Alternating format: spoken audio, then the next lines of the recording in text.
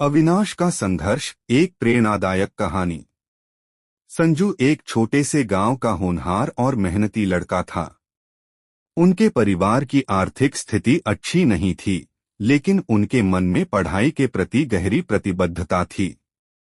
उनके माता पिता साधारण किसान थे और दिन रात नौकरी में काम करके मुश्किल से परिवार का मजाक उड़ाते थे।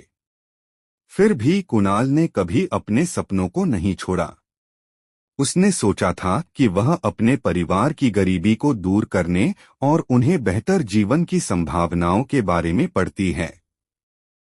हर सुबह सूर्योदय से पहले अविनाशी अज्ञानी में अपने माता पिता का हाथ बंटाने जाता था और फिर स्कूल के लिए 5 पैदल यात्रा करता था। शाम को घर आकर उसने अपनी पढ़ाई की और देर रात तक मेहनत में लगा रहा। अविनाश के शिक्षक उसकी लगन को देखकर हमेशा प्रेरित होते थे और उसकी सहायता करने की कोशिश करते थे। लेकिन गांव में उच्च शिक्षा के साधन सीमित थे और उनकी पढ़ाई को आगे बढ़ाना एक कठिन चुनौती थी। एक दिन उसके स्कूल के अभ्यास ने उसे एक बड़े शहर में छात्रवृत्ति परीक्षा की सलाह दी। यदि वह इसमें सफल हो जाता है तो उसे शहर के एक अच्छे कॉलेज में निःशुल्क पढ़ने का अवसर मिल सकता था। इससे भयभीत होकर किशोर की आंखों में आशा की चमक आई, लेकिन साथ ही उसके मन में भी संदेह था। उसके पास न तो कोचिंग क्लास जाने का साधन था और न ही किसी तरह की पढ़ाई में मदद। फिर भी वह खतरनाक नहीं है और अपनी तैयारी शुरू करता है। उसने दिन रात की किताबों में अपनी किताबें और नोट्स प्रकाशित किए। परीक्षा का दिन आया। अपने शोध परिणाम आने के बाद अविनाश ने अपना सर्वश्रेष्ठ दिया और कुछ घटिया दिया।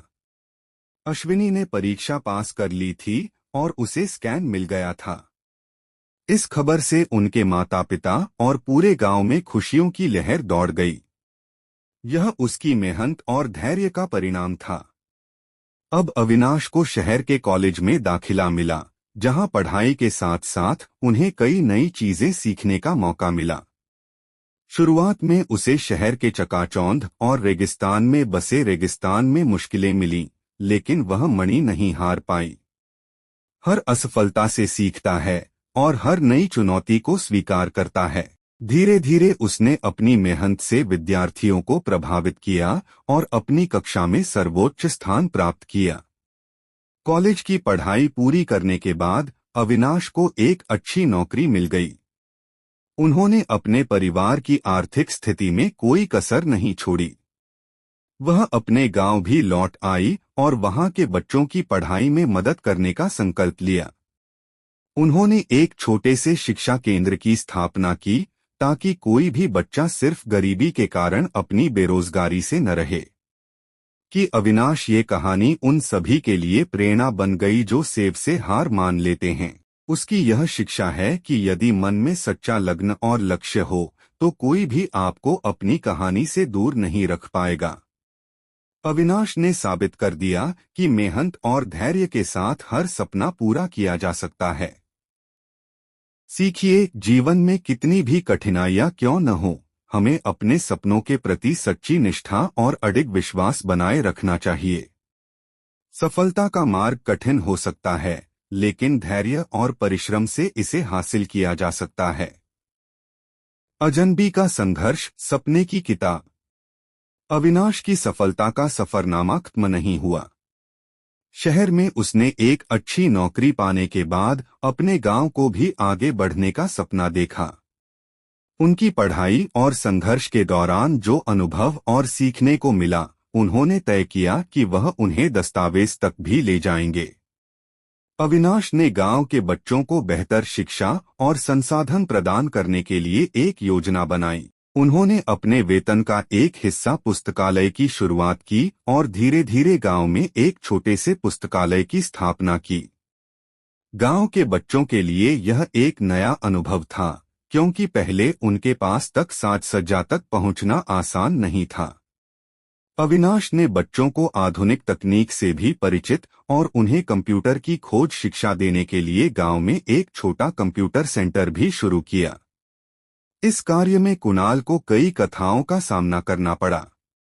कुछ लोगों ने विरोध किया तो कुछ ने अपनी सहमति दे दी, लेकिन अज्ञानी ने हार नहीं मानी। धीरे धीरे उसकी मेहनत रंग लाई और गांव के लोग उसके काम को सराहने लगे। कई परिवारों ने अपने बच्चों को अपने शिक्षा केंद्र में रखना शुरू कर दिया कि अविनाश इस पहले ने बच्चों में शिक्षा के प्रति नया जोश भरा। कुछ पुराने दिनों के बाद जब कुणाल ने अपने प्रयास से गांव को आगे बढ़ाया तो उसके मन में गर्व का एहसास हुआ। अब उनके गांव के कई बच्चे उच्च शिक्षा प्राप्त कर रहे थे और कई ने शहरों में नौकरी भी हासिल की। अविनाश के संघर्ष और उनकी मेहनत ने पूरे गांव की दिशा बदल दी थी। सीखें, यह कहानी हमें यह सिखाती है कि जब हम अपनी मेहनत और संघर्ष से खुद को सफल बनाते हैं तो हमें अपने समाज को भी आगे बढ़ाने के लिए कुछ करना चाहिए। असली सफलता वही है जो सिर्फ हमारे लिए नहीं बल्कि औरों के लिए भी हो। अविनाशी की तरह हम सभी में यह क्षमता है कि हम अपने सपने को साकार करें और शब्दों के जीवन में भी सकारात्मक बदलाव लाएं।